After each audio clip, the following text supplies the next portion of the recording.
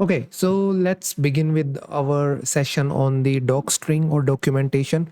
We have covered 8 projects so far, and we will take the project of the OOP that we made using cash flow modeling and sensitivity testing. Within that, we will try to perform the docstring. Okay, so the first question is, what is this docstring? So what I will do, so like right now I am in this desktop sense testing folder. Okay, let's open our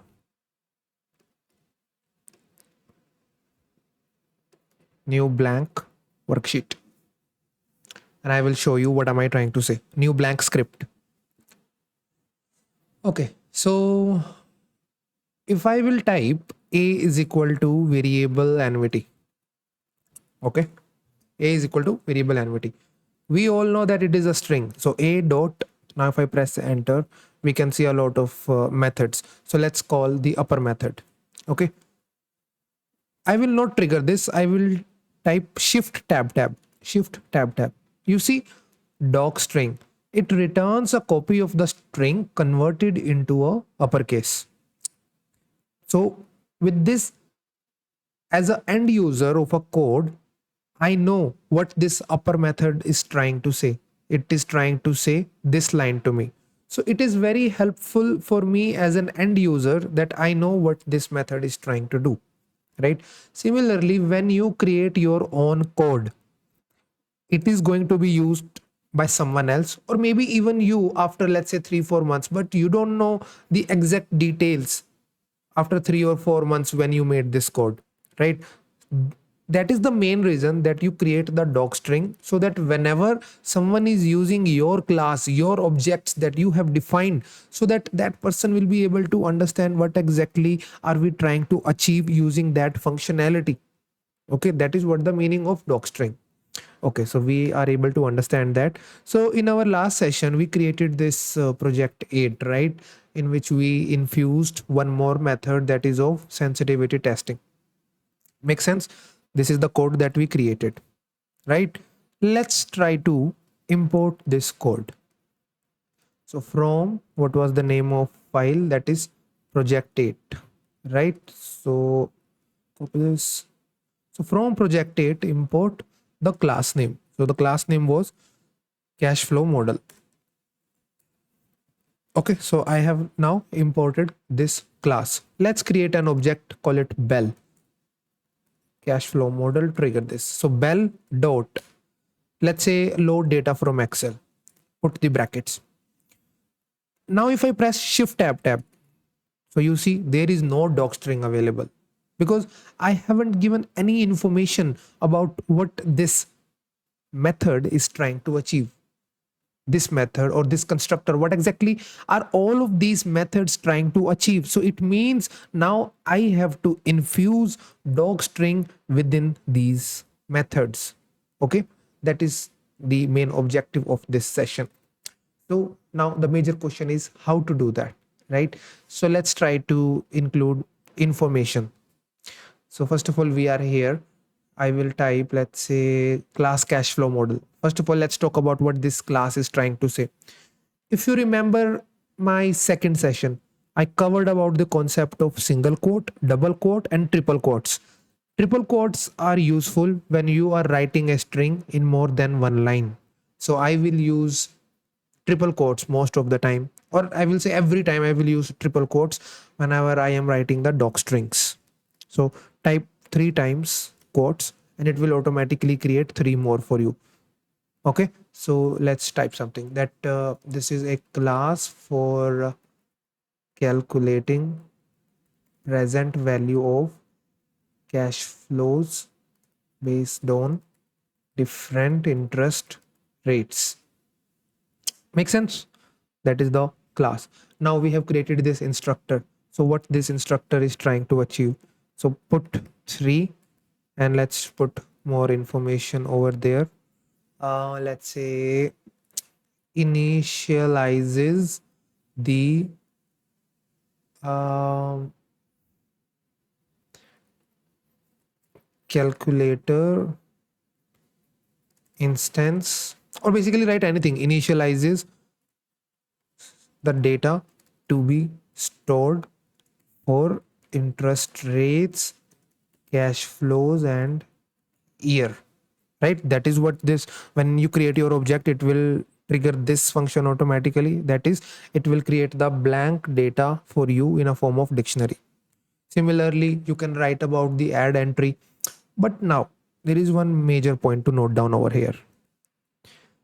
In case of this method, we have three more parameters within that, that is year, interest rate, and cash flow. So we have to give information to the user that what these parameters need. So what type of information you have to put. So that is also something we will give. So put three quotes. So I will write, let's say, it adds an entry of interest rate and cash flow of a specific year. So I have these parameters 1, 2, 3. So I will type parameters over here, colon, and parameters is, let's say, the year and interest rate, right? Interest rate, interest underscore rate, and the third parameter was cash underscore flow. Let's try to give information. So basically, year, the value will be in integer. So put like this. Interest rate, it will be in the form of a float, right? Because there are decimal points. Cash flow will can also be in a float. Make sense? So let's try to write information. So like the year for which the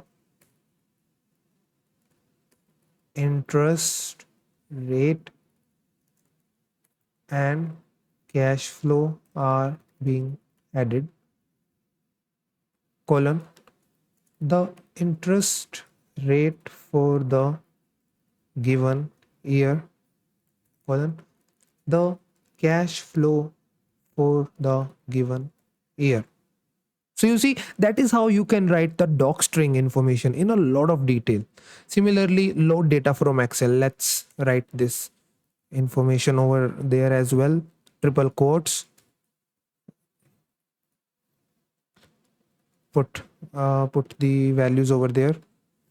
Um, Loads the interest rates and cash flows from an Excel file into this method.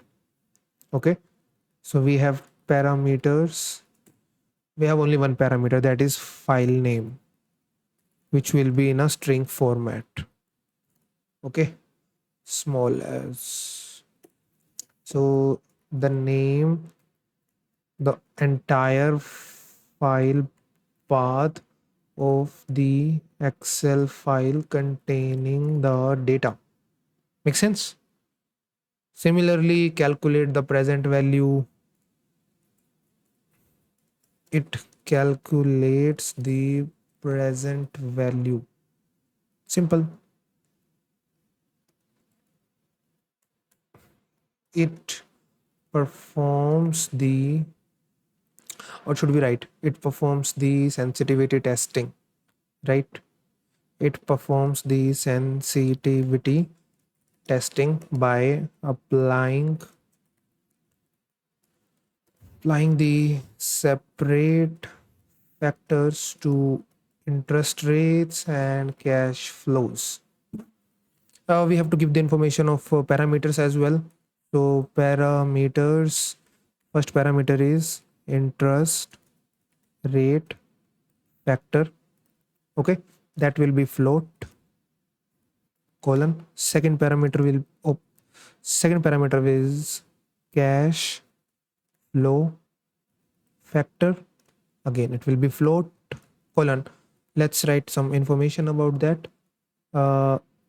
Sensitivity factor will be multiplied with base interest rate. Copy this.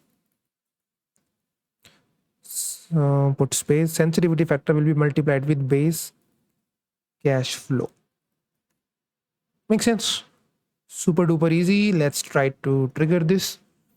Nothing will happen because this is just the OOP class that we made and added the documentation, nothing else, in our project 8, and it's done. Save this file, close this file. Okay, we have closed this, and let's close this file, and then we will reopen it.